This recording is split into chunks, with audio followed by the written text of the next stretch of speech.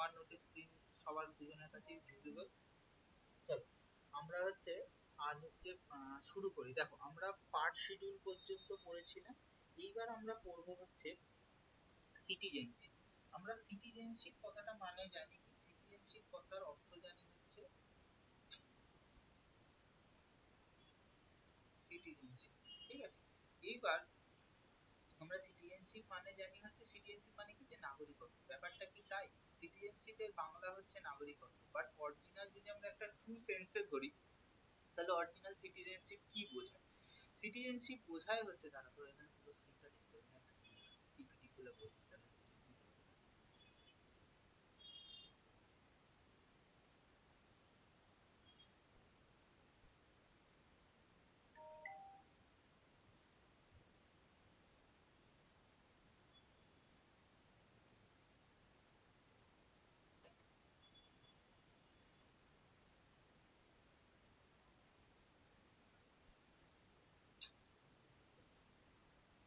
শুনতে পাচ্ছি না স্যার, জোরে বলবেন। দাঁড়া দাঁড়া বলি বলি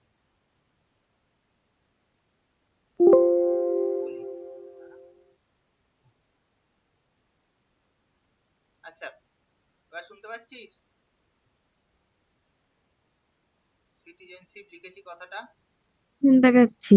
হ্যাঁ, সিটিজেনশিপ দেখ, সিটিজেনশিপ মানে কি, আমাদের বাংলা যদি আমরা এটা তর্জমা করি তাহলে কি, তাহলে হয় হচ্ছে নাগরিকত্ব। আচ্ছা নাগরিকত্ব কি মানে, একজন দেশের কোন একটা মানুষ সে কি দেশের নাগরিক, সে ভোটাধিকার প্রয়োগ করতে পারবে কিনা, বা তার যে বেসিক ফান্ডামেন্টাল রাইটস গুলো সে এক্সারসাইজ করতে পারবে কিনা, বা তাকে কনস্টিটিউশনে যে ফান্ডামেন্টাল ডিউটিস গুলো বলা আছে সেগুলো সে করতে বাধ্য কিনা, ঠিক আছে। বাট সিটিজেনশিপ হচ্ছে আমাদের কনস্টিটিউশনাল ভাষায় যদি আমরা বলি তাহলে এটা হচ্ছে একটা relation between public people or and state. State mean মানে কি, দেশ এবং একজন যে মানুষের মধ্যে যে সম্পর্ক, সেই সম্পর্কটাকে ডিফাইন করে হচ্ছে আমাদের সিটিজেনশিপ।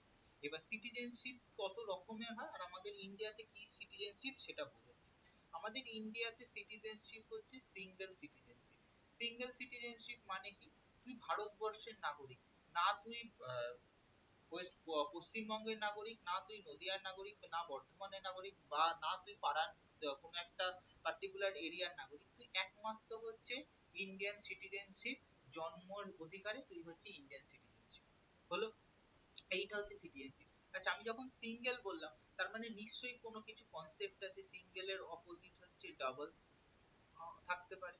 সেই ডাবল সিটিজেনশিপটা কি? ডাবল সিটিজেনশিপ মানে হচ্ছে, ডাবল সিটিজেনশিপ হচ্ছে একজন ব্যক্তি যদি একের বেশি দেশে হচ্ছে নাগরিকত্ব থাকে তখন তাকে বলা হয় হচ্ছে ডবল সিটিজেনশিপ। ডবল সিটিজেনশিপ কেমন, একজন ব্যক্তি বিখ্যাত, তার নাম হচ্ছে অমর্ত্য সেন। অমর্ত্য সেন হচ্ছে বাঙালি প্লাস হচ্ছে ভারতীয়, তিনি হচ্ছে জন্মগতভাবে হচ্ছে ভারতীয় নাগরিক, ঠিক আছে।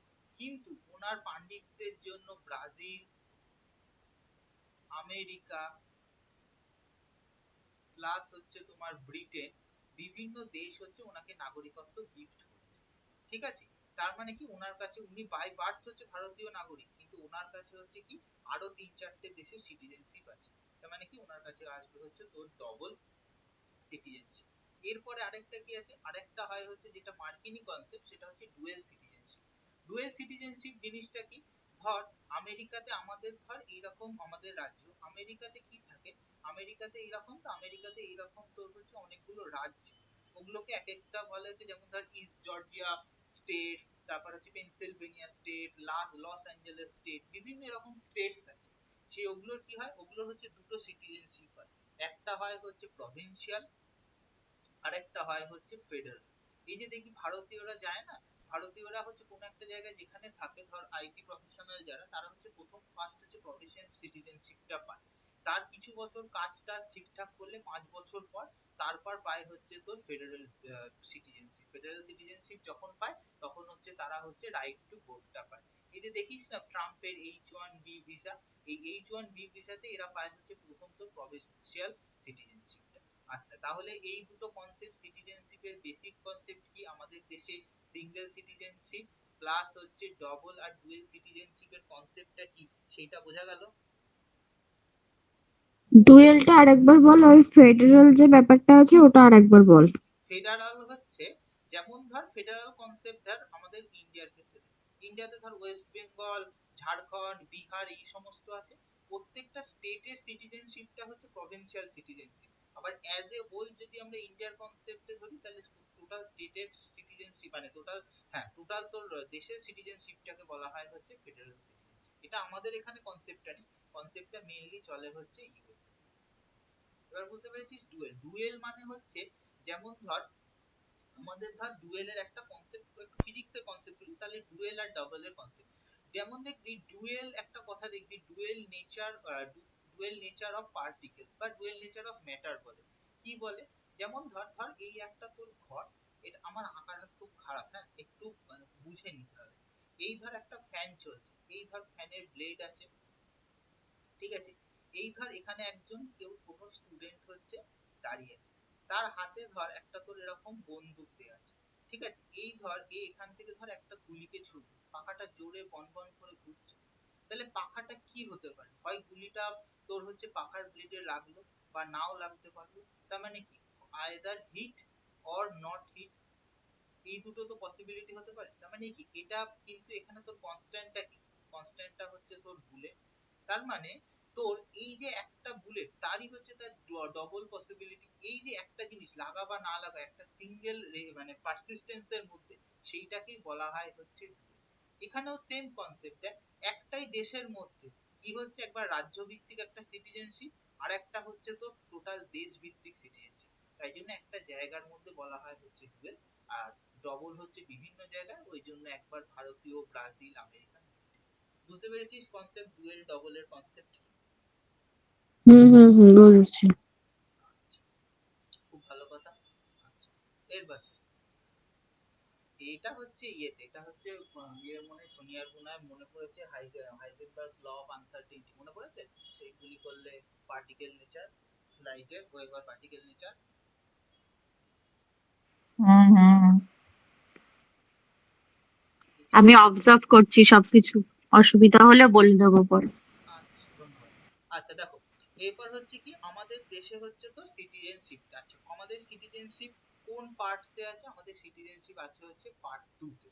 কোন লিস্টের আন্ডারে আছে, এই সাবজেক্টটা হচ্ছে তোর ইউনিয়ন লিস্টের আন্ডারে। লিস্ট পরে বোঝাচ্ছি, ইউনিয়ন লিস্টের আন্ডারে মানে জানবি, এটার উপর একমাত্র হচ্ছে আমাদের কেন্দ্র সরকার আইন বানাতে পারে। কেন্দ্র সরকার মানে কি, কেন্দ্র সরকার মানে হচ্ছে তোর লোকসভা, রাজ্যসভা, আর হচ্ছে তোর প্রেসিডেন্ট, এদের তিনজনের উপর আইন বানানোর হচ্ছে কেন্দ্র সরকারের আইনের ক্ষমতা হলো। আচ্ছা, সিটিজেনশিপ দেওয়া হয় কোন একটা ব্যক্তিকে কোন আইনের মাধ্যমে, সিটিজেনশিপ অ্যাক্ট 1955। এবার বলবি তাহলে সিএ যে এসছে, বলছি সিএ কোন জায়গাটা এসছে বলছি, হলো 1955 এর জায়গা আইনে হচ্ছে সিটিজেনশিপ অ্যাক্টের মাধ্যমে তোর হচ্ছে আমাদের দেশে নাগরিকত্ব দেওয়া হয়। আচ্ছা, সিটিজেনশিপ কিভাবে একজন মানুষ পাবে, সেটা হচ্ছে অ্যাকোয়ার, এই অ্যাকোয়ার করার প্রসেস আছে হচ্ছে 5টা। আর তোর কোনো একটা ব্যক্তির সিটিজেনশিপ চলে যেতে পারে, সেই চলে যাওয়ার পসিবিলিটিটা আছে হচ্ছে তোর 3। আচ্ছা, এবার সিটিজেনশিপের যে কোনো একটা নিয়ম পরিবর্তন করবো, এই যে ধর সিএ বা এই সমস্ত, এইটা কোন কোন অ্যামেন্ডমেন্টের মাধ্যমে হয়, অ্যামেন্ডমেন্ট হয় হচ্ছে তোমার হচ্ছে সিম্পল মেজরিটির মাধ্যমে। আচ্ছা, এবার বলবি তাহলে মেজরিটির কনসেপ্ট কি, মেজরিটি কথাটা যখন আসলো, মেজরিটি কনসেপ্টটা হচ্ছে বুঝিয়ে দিই। আমাদের কটা হাউস আছে, আমাদের আমাদের হাউস আছে হচ্ছে দুটো, একটা হচ্ছে লোকসভা, একটা হচ্ছে রাজ্যসভা। লোকসভাকে বলা হয় হচ্ছে লোয়ার হাউস এলএইচ, আর রাজ্যসভাকে বলা হয় হচ্ছে আপার হাউস। আমাদের মেজরিটি কটা আছে, আচ্ছা ইয়ে বলো তো সোনিয়া, আমাদের মেজরিটি কটা হয়, আমাদের সংবিধানে মেজরিটি কটা আছে? জানি না। আমাদের সংবিধানে মেজরিটি আছে হচ্ছে, তোমরা জানো দুটো, বাট অরিজিনাল মেজরিটি আছে হচ্ছে চারটে। একটা আছে হচ্ছে সিম্পল মেজরিটি, একটা আছে হচ্ছে তোমার স্পেশাল মেজরিটি, একটা আছে special majority with ratification of state, আর একটা আছে হচ্ছে অ্যাবসলিউট মেজরিটি। হলো, এইবার আমি মেন এর মধ্যে লাগে হচ্ছে রেটিফিকেশনটা পর্যন্ত বলবো, অ্যাবসলিউটটা পরে, যখন তোমার হচ্ছে স্পিকার পড়াবো তখন অ্যাবসলিউট মেজরিটি কনসেপ্টটা আসবে। এই দুটো সিম্পল মেজরিটি মানে কি, যে ধরো তোমার হচ্ছে একটা হাউসে, এই তোমার যে হাউসটা আছে, ধরো এই লোকসভাতে তো অরিজিনাল মেম্বার এখন 545 জন আর রাজ্যসভাতে 245 জন। আমি একটু হিসাবটা ছেড়ে দিলাম, ধরো লোকসভাতে যেদিন বিলটা পাস হচ্ছে 150 তোমার হচ্ছে 300 জন মতো মানুষ প্রেজেন্ট আছে। সিম্পল মেজরিটি কি? সিম্পল মেজরিটি হচ্ছে টোটাল যে সংখ্যা আছে লোকসভা রাজ্যসভাতে, তার এই যে হাফ প্লাস ওয়ান, মানে 151 জন যদি পক্ষে ভোট দেয় ব্যাস, তাহলেই হয়ে গেল হচ্ছে তোমার সিম্পল মেজরিটি। বোঝা গেল? আচ্ছা, স্পেশাল মেজরিটির ক্ষেত্রে কি? স্পেশাল মেজরিটির কেসটা একটু আলাদা। স্পেশাল মেজরিটির ক্ষেত্রে ধরো 300 জন, এই যে 300 জনটা, এইটার হচ্ছে 2/3 ভাগকে ভোট দিতে হবে, মানে 2/3 প্লাস 1, তার মানে হচ্ছে 201 জনকে ভোট দিতে হবে।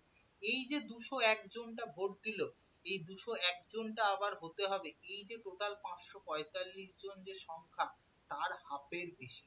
তার মানে কত? 277 প্লাস 1, 278 জন। এটা হলো না 201 জনের বেশি, তার মানে এই মেজরিটিতে, স্পেশাল মেজরিটিতে এটা পাস হবে। বোঝা গেল কি কি বললাম? স্পেশাল মেজরিটি আর হচ্ছে সিম্পল মেজরিটির কনসেপ্ট কি?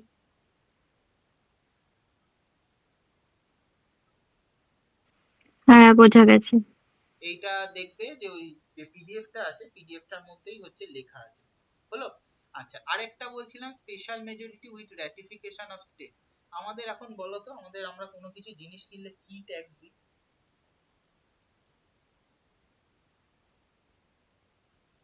জিএসটি দি। আমি সেটাই তো জানতে চাইছি, জিএসটি।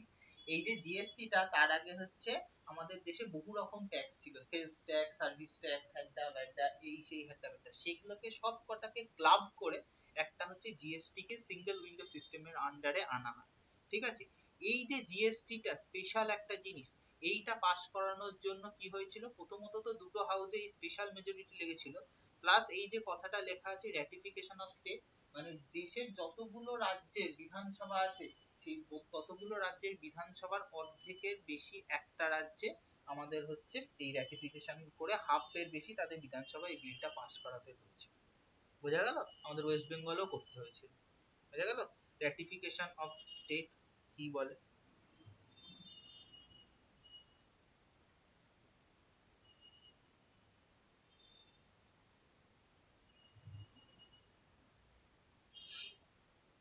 রাটিফিকেশন অফ স্টেটটা আরেকবার বুঝিয়ে দাও। র্যাটিফিকেশন অফ স্টেট মানে হচ্ছে ধরো এই যে জিএসটিটা, ঠিক আছে, জিএসটিটাতে লোকসভা আর রাজ্যসভাতে তোমার হচ্ছে স্পেশাল মেজরিটি দিয়ে পাস হয়ে গেল। ঠিক আছে, স্পেশাল মেজরিটি, তাতে হচ্ছে জিনিসটা পাস হয়ে গেল। তারপরে এই যে আমাদের দেশে 28টা রাজ্য আছে, সেই 28টা রাজ্যের হাফ, মানে 14টা প্লাস একটা, 15টা রাজ্যের বিধানসভায় তোমার হচ্ছে এই জিএসটিটাকে পাস করাতে হবে, বিলটাকে পাস করাতে হবে। এটাকেই বলা হয় হচ্ছে স্পেশাল মেজরিটি উইথ হচ্ছে র্যাটিফিকেশন অফ স্টেট। ক্লিয়ার হলো কনসেপ্ট?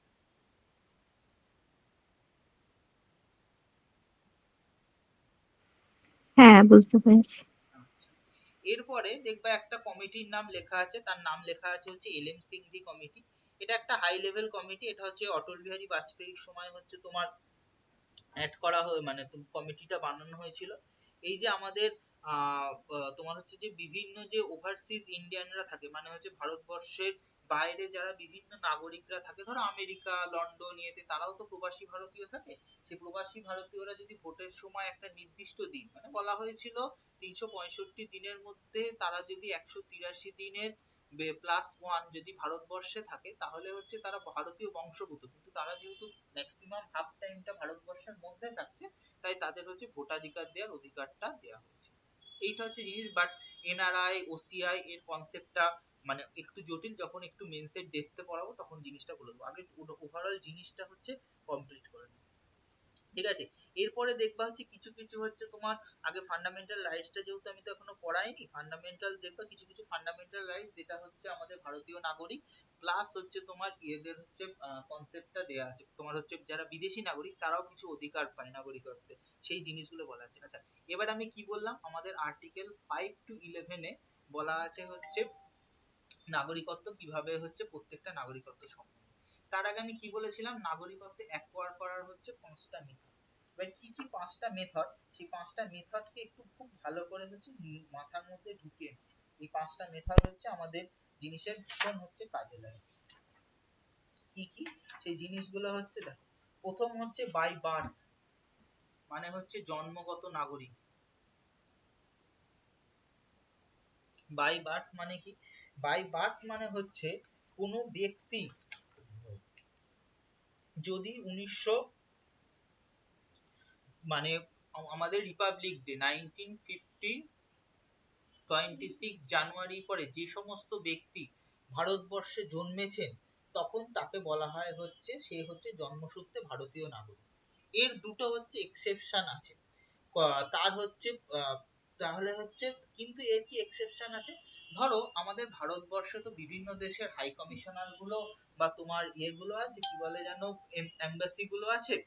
তাদের যদি তাদের ছেলে মেয়েরাও বা তাদের বউরাও তো ধরো একজন, কেউ হয়তো ধরো একটা এম্বাসি, ইটালির একজন ভদ্রলোক, তিনি এম্বাসিতে চাকরি করেন, এবার তার ছেলে মেয়েও এখানে হচ্ছে থাকে, এবার তার বউ ধরো একজন হচ্ছে বাচ্চাকে জন্ম দিল, তাহলে তো সেও হিসাব মতো জন্মসূত্রে ভারতীয় নাগরিক হবে না, এইখানে তার হচ্ছে সে জন্মসূত্রে ভারতীয় নাগরিক হবে।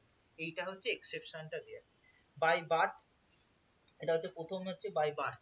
তারপরেরটা হচ্ছে by descent. By descent, descent মানে কি? যার হচ্ছে ধরো একজন ব্যক্তি এই 26শে জানুয়ারি, যে কাট অফ ডেট, এর বাইরে হচ্ছে ভারতবর্ষের বাইরে হচ্ছে জন্মেছে, ঠিক আছে, কিন্তু এর যে বাবা বা মা, সে হচ্ছে তারা হচ্ছে ভারতবর্ষের নাগরিক যদি হয়, তাহলেও তিনি হচ্ছে বংশসূত্রে ভারতবর্ষের নাগরিক। ধরো আমি জন্মেছি হচ্ছে বা তোমার হচ্ছে ইয়েতে মালদ্বীপে জন্মেছি, ঠিক আছে, বা 1900 নবদ্বীপে না জন্মে মালদ্বীপে জন্মেছি, কিন্তু আমার বাবা মা হচ্ছে জন্মসূত্রে ভারতীয় নাগরিক, তাই আমি হচ্ছে বংশ পরম্পরায় ভারতবর্ষের নাগরিক, বাই ডিসেন্ট। তারপরে হচ্ছে দেখো বাই হচ্ছে রেজিস্ট্রেশন। হলো বাই রেজিস্ট্রেশন মানে কি? যদি একজন ব্যক্তি কোনোভাবে, এই রেজিস্ট্রেশনে হচ্ছে 3টে আছে, তোমার হচ্ছে ধরো একজন ধরো 3টে কেসে আছে। রেজিস্ট্রেশন মানে কি? কোনো একটা রেজিস্ট্রি বা লিখিত পরিত কাগজের মাধ্যমে হয়েছে। এখানে কি কি থাকবে? ধরো যে তোমার হচ্ছে ধরো একজন তোমার হচ্ছে একজন ধরো বিদেশি মহিলা, সে হচ্ছে কোনো ভারতীয় বংশোদ্ভূতের সাথে, মানে এই বাই ডিসেন্টের সাথে তোমার হচ্ছে বিয়ে হয়েছে, তাহলে তার সন্তানরা, যেমন ধরো তোমাদের বিয়েকে কাউকে এখানকার ছেলে পেলে না, তুমি হচ্ছে আমেরিকার ছেলেকে বিয়ে করলে, সে আমেরিকার ছেলে, যেহেতু তুমি ভারতবর্ষের নাগরিক, তোমার বর হচ্ছে এখানে ভারতবর্ষের নাগরিকত্ব পাবে। এইটা হচ্ছে গোদা বাংলায় বাই রেজিস্ট্রেশনের হিসাব। এই রেজিস্ট্রেশনটা কি করে করা হয়েছিল? এই রেজিস্ট্রেশনেরই একটা ক্লজে অ্যাড করা হয়েছিল, সেটাতে আনা হয়েছিল সিটিজেনশিপ অ্যামেন্ডমেন্ট। সেখানে কি বলা হয়েছিল?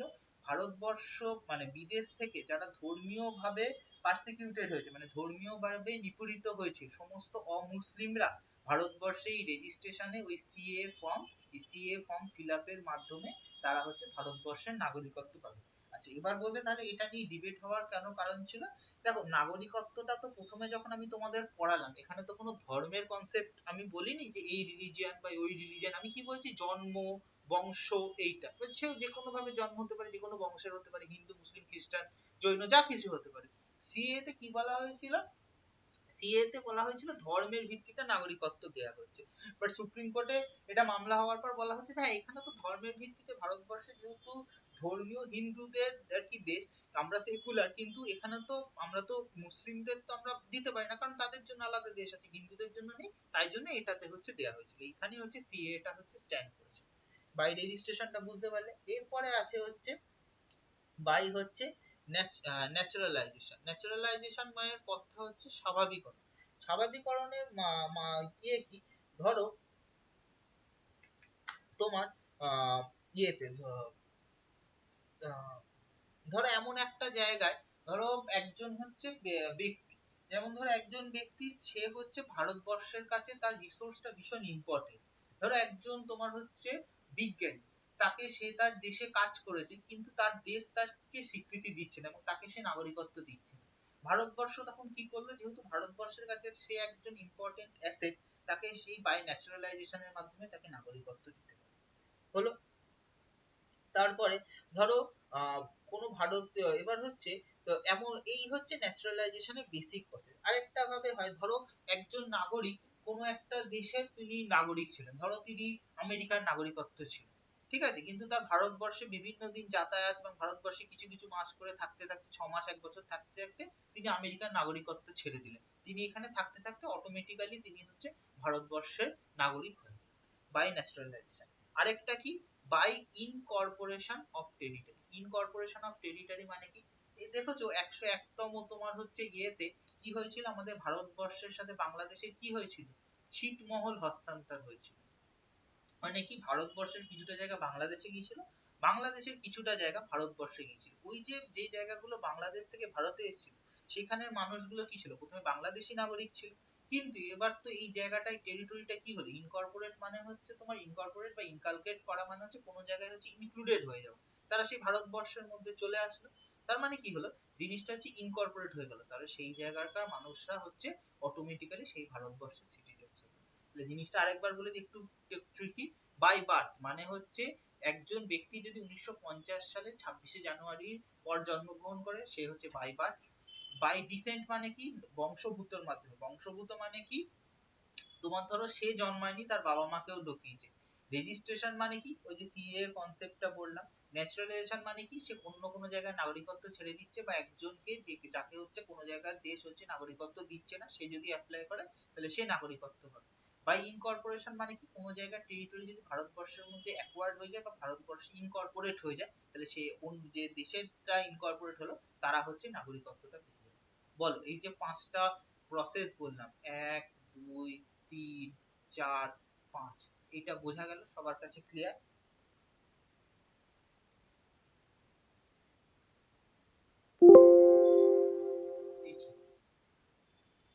কেটে গেল না?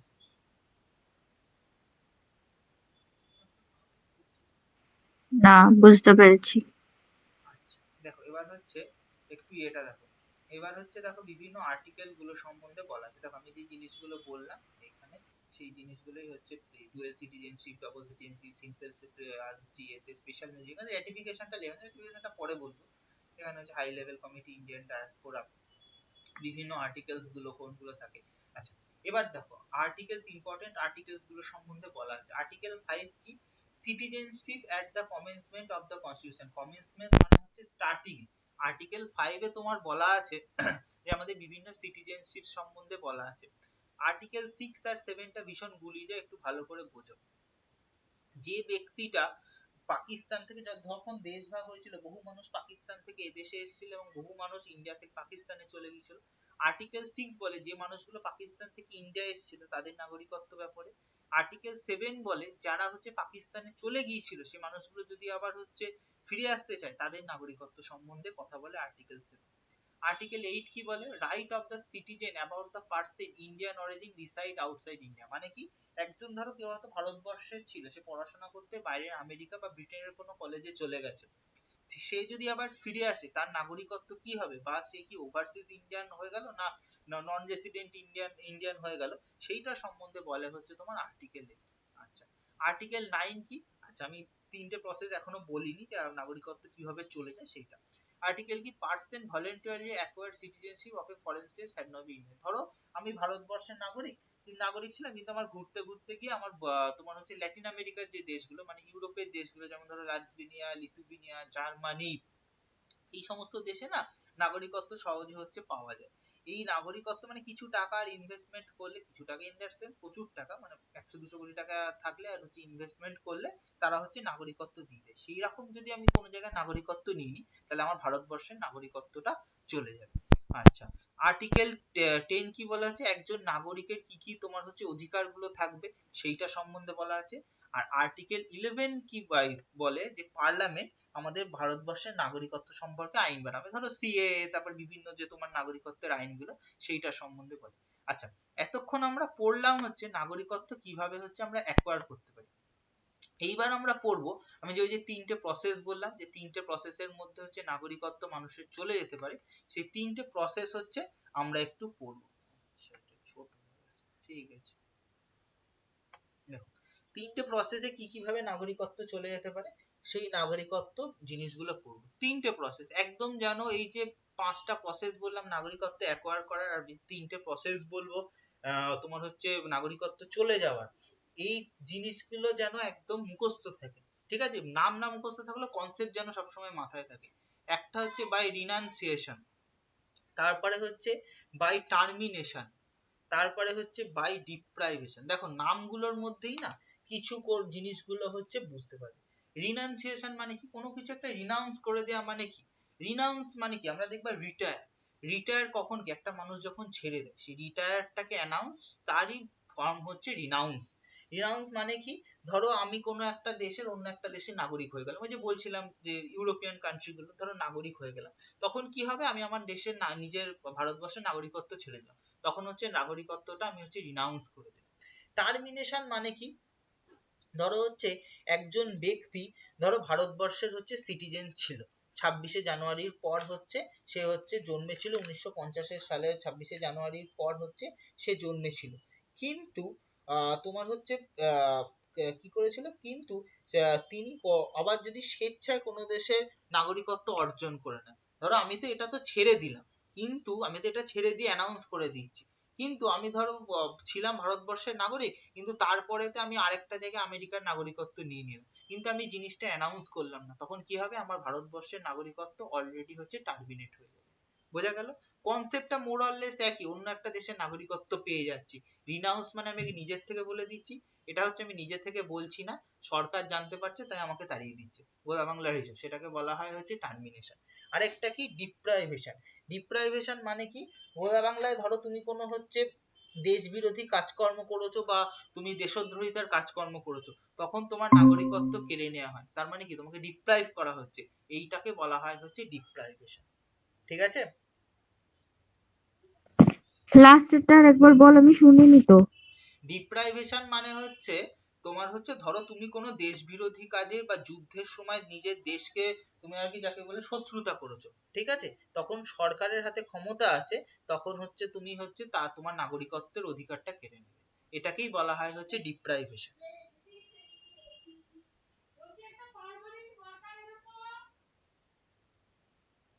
ঠিক আছে, বোঝা গেল, রিনাউন্সিয়েশন, টার্মিনেশন আর ডিপ্রাইভেশন, এই 3টে টার্মিনোলজি এই নোটসটার মধ্যে নেই। ঠিক আছে, আমি ছবি তুলে পাঠিয়ে দিচ্ছি।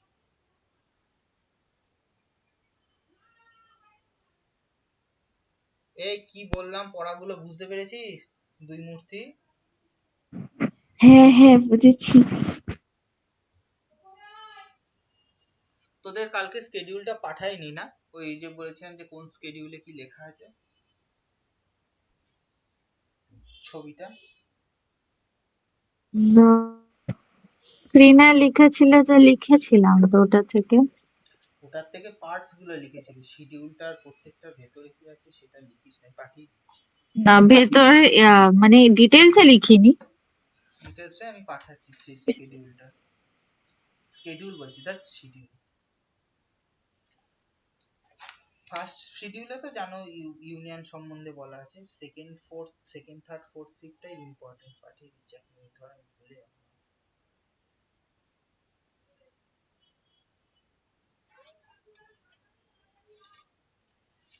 আচ্ছা, এবার তো ইয়ে তো পড়া হলো, ফান্ডামেন্টাল রাইটস আজকে ধরবো না, কারণ ফান্ডামেন্টাল রাইটস হচ্ছে ভীষণ মানে ডিপ টপিক, অনেক কিছু বুঝতে হবে, রাইট আছে সেখানে রিটস পড়তে হবে, সেই জিনিসগুলো পড়তে হবে। আগে হচ্ছে সুপর্ণাকে ওই জিনিসটা বলে দিই, তোর কি বলে জানো, তোর ওই ওই কোম্পানি রুলস আর ক্রাউন রুলস এর বেসিক জিনিসটা বলে দিই, তারপর হচ্ছে রিজনিং করাবো।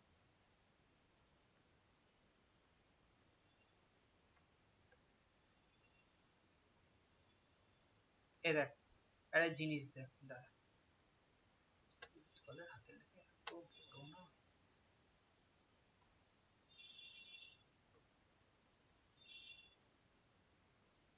এই দেখ, আমাদের ভারতবর্ষের তোর আইন যেখান থেকে দেখ, আমাদের ভারতবর্ষে, ইয়ে শুনে নাও আরেকবার, শুনে রিভাইজ হয়ে যাবে, তোমার আগের দিন এগুলো ভুলে যাচ্ছিল। দেখো, আমাদের ভারতবর্ষে এই যে আইনগুলো হয়েছিল না, যে মানে যে বিভিন্ন আইনগুলো ছিল 1757 থেকে 1700 মানে এখানে 1773 আছে, তার আগের আইনগুলো অতটা লাগে না, যে 1947 পর্যন্ত বিভিন্ন আইনগুলো ছিল, সেই আইনগুলো হচ্ছে আমাদের ভারতবর্ষের সংবিধানকে বানাতে ভীষণভাবে হচ্ছে হেল্প করেছিল। ঠিক আছে, সেই জিনিসগুলোর সম্বন্ধে আমরা হচ্ছে একটু জানবো। আমরা কি জানবো দেখো, দাঁড়া এক second, কি কি আমরা জানবো। প্রথম হচ্ছে কোম্পানি রুল। কোম্পানি রুল কি?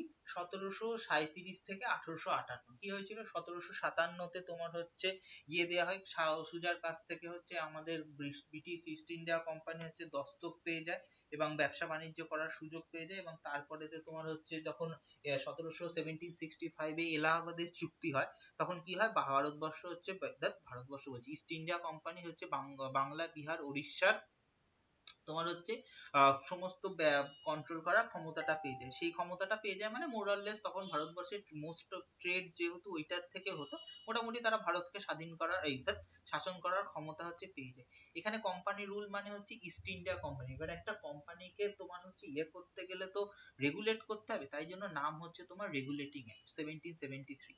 এটাতে কি করা হয়, গভর্নর অফ বেঙ্গল যে ছিল তাকে গভর্নর জেনারেল অফ বেঙ্গল করে দেওয়া হয় এবং প্রথম গভর্নর জেনারেল হয় হচ্ছে লর্ড ওয়ারেন হেস্টিংস। প্রত্যেকটা যে আন্ডারলাইন পার্ট, প্রত্যেকটা থেকে কিন্তু শর্ট কোশ্চেন আছে। ঠিক আছে, এইটা কি করে, এটা প্রোভাইড করে ভারতবর্ষের আমাদের প্রথম যে কোর্ট হয়েছিল, আমাদের কলকাতার হাইকোর্টটাই ছিল তখন হচ্ছে সুপ্রিম কোর্ট। একজন চিফ জাস্টিস আর 3জন জাজ নিয়ে হচ্ছে প্রথম হচ্ছে কোর্ট তৈরি হয়, সেটাকেই বলা হয় হচ্ছে সুপ্রিম কোর্ট। ঠিক আছে, এরপরে হচ্ছে পিটস বলে একজন ব্যক্তি, তিনি হচ্ছে কোম্পানির কাজকর্মকে কন্ট্রোল করে, তাই তখন নাম হয় হচ্ছে পিটস ইন্ডিয়া অ্যাক্ট 1784। এইটা কি বলে, এটার হচ্ছে কোম্পানি যে কমার্শিয়াল মানে ব্যবসা বাণিজ্য টাকা পয়সার হিসাব যে করবে, আর তারা যে বিভিন্ন রাজাদের সাথে চুক্তির যে পলিটিক্যাল ফাংশনটা, সেই দুটোকে হচ্ছে আলাদা করে দেওয়া হয়। সেম হচ্ছে সিভিল আর মিলিটারি গভর্নমেন্টকে আলাদা করে দেয়। এরপরে হচ্ছে কি, কোম্পানিকে এক একটা করে কাজ দেওয়া হয়। কাজ দেওয়া হয় মানে এক একটা চার্টার তৈরি করা হয়। ওই জন্য দেখ লেখা আছে, নামটা লেখা আছে চার্টার অ্যাক্ট 1853। তখন কি বলা আছে, এটাতে হচ্ছে গভর্নর জেনারেল অফ বেঙ্গল থেকে তার পাওয়ারটাকে আরো তুলে দেওয়া হয়। তাকে বলে দেওয়া হয় গভর্নর জেনারেল অফ ইন্ডিয়া। কে হন প্রথম গভর্নর জেনারেল অফ ইন্ডিয়া? হয় হচ্ছে Lord William Bentinck. Lord William Bentinck এর সাথে আমরা আরেকটা কি পড়ি অ্যাসোসিয়েটেড, তিনি হচ্ছে সতীদাহ প্রথা অ্যাবলিশনের সময় সাহায্য করেছিলেন। উনি কি করেছিলেন, উনি হচ্ছে একটা হচ্ছে ফ্রেশ সিলেকশন প্রসেস করেছিলেন, যে সিভিল সার্ভিস মানে হচ্ছে যে আইএএস আইপিএস এই যে প্রসেসটা কিভাবে হবে তার জন্য একটা ফ্রেশ সিলেকশন প্রসেস করেছিলেন। এরপরে দেখ সালটা যেই আসলো 1858 ক্রাউন রুলে, তখন দেখ লেখা আছে গভর্নমেন্ট অফ ইন্ডিয়া। কেন গভর্নমেন্ট অফ ইন্ডিয়া? 1858, তার আগে পরে কোন একটা সাল মনে পড়ছে ঝামেলা হয়েছিল? 1857 সিপাহী বিদ্রোহ বা মহাবিদ্রোহ। কি হয়েছিল, দেশের হচ্ছে মানে দেশের সৈন্যবাহিনী হচ্ছে কোম্পানির বিরুদ্ধে ঝামেলা শুরু করলো। মানে কি হচ্ছিল, প্রত্যেক বছর কোম্পানি ব্যাংক অফ ইংল্যান্ড আর হচ্ছে ইংল্যান্ডের কাছে আর রানীর কাছে গিয়ে লোন চাইতো। কোম্পানি ডে বাই ডে দেউলিয়া হয়ে যাচ্ছে, কোম্পানির ক্যাপিটাল চলে যাচ্ছে, কিন্তু দেখা যাচ্ছে কি, যে তোমার তোর হচ্ছে কোম্পানির যারা মানে কর্মী বা মালিকরা, তারা হচ্ছে প্রত্যেকবার একবার করে যায় জাহাজ ভরে মালপত্র নিয়ে চলে আসে। আবার বিদ্রোহও হলো, তখন বুঝতে পারে যে না, মাল ভেতরে তো কিছু ঘাপলা আছে, তুলে দাও। কোম্পানির হাত থেকে পুরো ক্ষমতা চলে যায় হচ্ছে কুইন্সের হাতে। তখন কি হয়, তখন আর কোম্পানির ভাইসরয় হয় না, তখন দেখো লেখা আছে কথাটা ভাইসরয়। ভাইসরয় মানে হচ্ছে তোমার হচ্ছে রিপ্রেজেন্টেটিভ।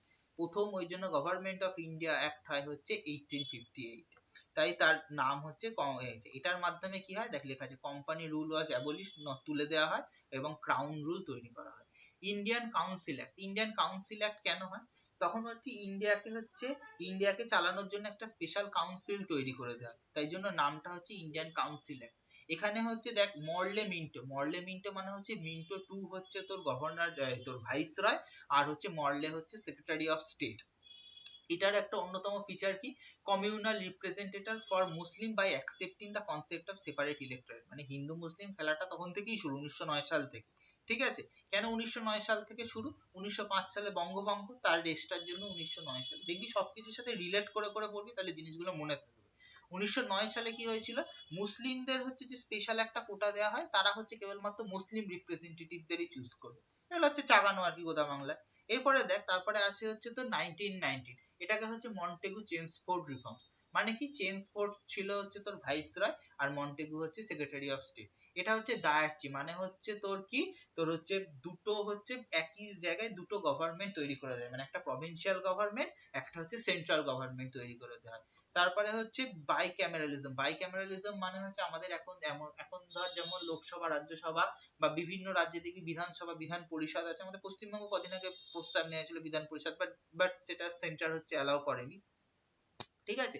সেই রকম দুটো যে কনসেপ্ট সেটা প্রথম নেওয়া হয় এটার থেকে, ঠিক আছে। এই দেখ দুটো সাবজেক্ট করে দেওয়া হয়, রিজার্ভড আর হচ্ছে ট্রান্সফার্ড। আচ্ছা, এরপরে আসে হচ্ছে গভর্নমেন্ট অফ ইন্ডিয়া অ্যাক্ট 1935। এটা হচ্ছে সবচেয়ে ইম্পর্টেন্ট, আমাদের আরবিআই তৈরি করা, তারপরে পাবলিক সার্ভিস কমিশন তৈরি করা, ইন্ডিয়ান ফেডারেশন তৈরি করা, এই সব কনসেপ্ট নেওয়া হয়েছে গভর্নমেন্ট অফ ইন্ডিয়া অ্যাক্ট 1935। তারপরে দেখ ভারতবর্ষ স্বাধীন হচ্ছে 1947 সালে। তখন কি ভারতবর্ষ ছিল হচ্ছে ওদের আন্ডারে একটা কলোনি, ব্রিটিশদের আন্ডারে, তাহলে তাকে হচ্ছে ইন্ডিপেন্ডেন্স দিতে হবে। এটা এন, হ্যাঁ ওরকম জড়িয়েই লেখে।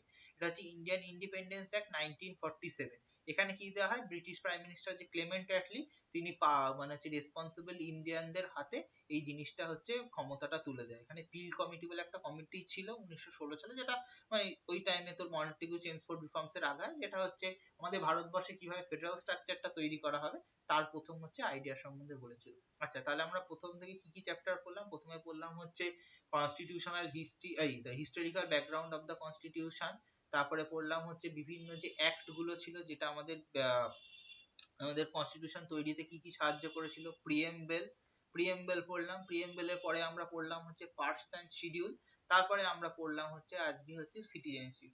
পরের দিন আমরা পড়বো হচ্ছে আমাদের অন্যতম ইম্পর্টেন্ট চ্যাপ্টার, আসল পলিটির কোর কনসেপ্ট, সেটা হচ্ছে ফান্ডামেন্টাল রাইটস। ফান্ডামেন্টাল রাইটস অনেকটা বোঝার জায়গা আছে, লেখা কিছুই নেই, আর্টিকেল ওই ডেফিনেশন অফ স্টেট, কেন স্টেট, কি স্টেট, কেন ফান্ডামেন্টাল রাইটস এর এত কিছু, কেন ফান্ডামেন্টাল রাইটস কে অ্যাবসলিউট নয়, কেন তার লিমিটেড করা আছে, কোথায় কি প্রভিশন দেওয়া আছে, কে কোনটা, রাইট টু লাইফ আর পার্সোনাল লিবার্টি কেন এত বড় সংজ্ঞা, কেন আর্টিকেল 21 এ ফান্ডামেন্টাল রাইটস এ ঢোকানো হলো, ডিপিএসপি তে ঢোকানো হয়নি। এই কনসেপ্টটা অনেকটা ডেপথের কনসেপ্ট, ঠিক আছে। পরের দিন এই জিনিসগুলো হচ্ছে আমরা পড়বো, হলো।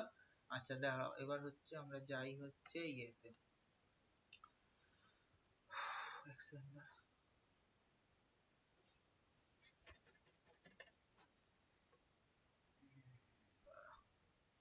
দেখি কি করা যায়, আর রিজনিং এর কি করা যায়, এক সেকেন্ড দাঁড়াও।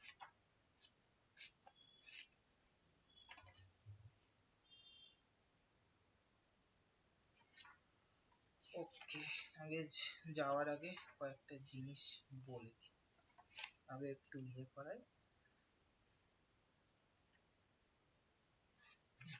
ঠিক আছে। তোরা সব জিনিস জানিস, তাও একবার এই জিনিসগুলো তোরা জানিস, তাও আমি একবার রিভাইজ করে দিচ্ছি। দেখ, কিরে ঝিমিপো হাঁপিয়ে গেলি নাকি তোরা দুজন শুনতে শুনতে? হ্যাঁ,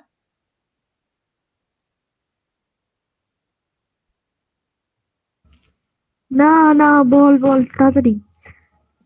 আচ্ছা নে খাতা বার কর, লিখে নে। দেখ, আমরা কি করি, আমাদের ধর কোনো কিছু একটা কোড দিল, যেমন ধর সহজ ভাষায় আমি একটা এক্সাম্পল দিচ্ছি, তাহলে বুঝতে হচ্ছে সুবিধা হবে। দেখ, যেমন ধর দিল ম্যান বলে একটা লেখা, তাকে লেখা আছে হচ্ছে 13, 1, 14। তাহলে বললো কাউ সংখ্যাটা কত। এবার আমরা কি, আমরা জানি এ কে 1 ধরেছে, বি কে 2 ধরেছে, সি কে 3 ধরেছে, লাস্টে জেড কে 26 ধরেছে। আমাদের তো পরীক্ষা হলে অঢেল টাইম নেই, আমরা এবিসিডি লিখতে শুরু করব।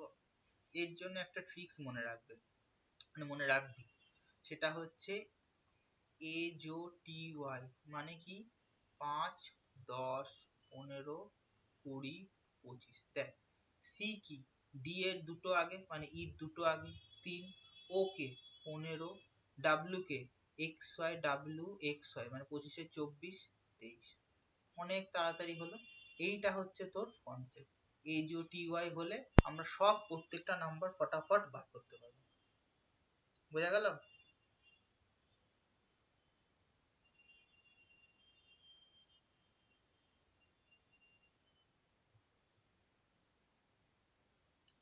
এই বলবি তো, বুঝতে পারলি কি না? Yes, হ্যাঁ, sir. বুঝতে পেরেছি। আচ্ছা, এবার দেখ, এবার আরেকটা হচ্ছে তোর রিজনিং, দেখ লেখা আছে একটা জায়গায় সিস্টার কোডটা HRHGRI, তাহলে বলেছে তোমাকে কোডটা বার করতে বলেছে ক্যান্ডেল কি হবে। দেখ এটা কি, এইটার কোডটা হচ্ছে ধর A থেকে Z যদি আমরা এদিকে লিখি, উল্টো দিকে Z থেকে A যদি এদিকে লিখি, তাহলে হচ্ছে এই সংখ্যাগুলো আসে। এবার আমি এত মনে রাখবো কি করে, আমাকে তো মনে রাখতে হবে, যেমন S এর উল্টো H আছে, I এর উল্টো R আছে, S এর T এর উল্টো G E V, এটা হচ্ছে আসে। এবার আমি C এর উল্টো কি করে বার করবো, তাহলে আমাকে এখান থেকে A B C লিখতে হবে, আর এদিক থেকে Y X W এরকম লিখতে হবে, তো সম্ভব না। নিশ্চয়ই কোনো একটা মেথডে আছে, দেখ কি মেথড, প্রথম চারটে মনে রাখবি, A Z B Y C X D W, ব্যাস এই কটা মনে রাখবি, তারপরে সে আবার রিমেডিক্স ই ভি, কেন ই ভি, সামনে ভোট ইভিএম। এফ ইউ আমাদের কি নিতে হবে, আমাদের নিতে হবে হচ্ছে ফুল প্রিপারেশন। এফ জি কি আমাদের important road, GT road. Wait,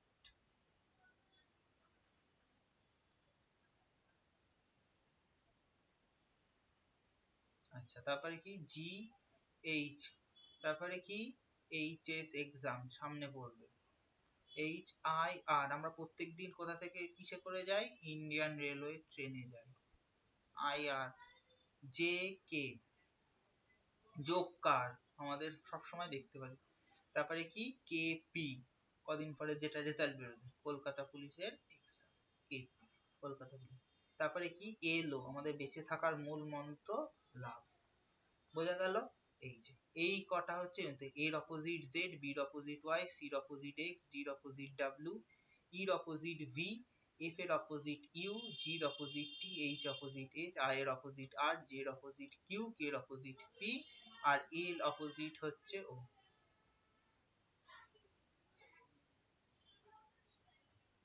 বোঝা গেল।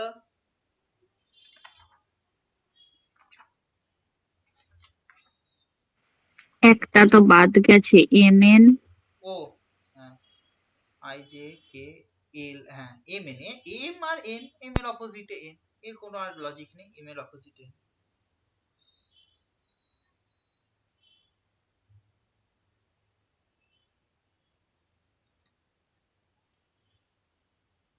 তোদের কি খিদে পেয়ে গেছে নাকি?